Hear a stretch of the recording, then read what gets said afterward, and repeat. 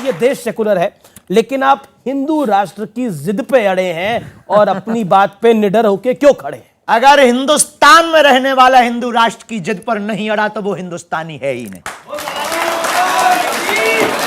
वो लगता है वेस्ट इंडीज का आदमी है।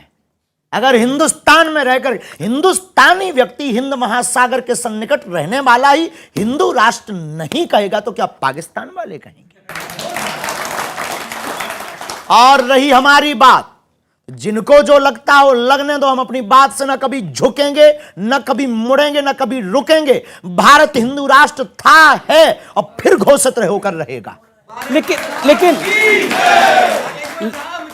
लेकिन संविधान में सभी धर्मों को समान अधिकार मिला है, सेकुलर है हमारा देश, तो सिर्फ हिंदुओं के आधार पर देश कैसे हो सकता है? पंथ निरपेक्ष राष्ट्र है। संविधान में 125 बार पत्रकार महोदय संशोधन लगभग हो चुका है, 126 बार हिंदू राष्ट्र के लिए भी होना चाहिए।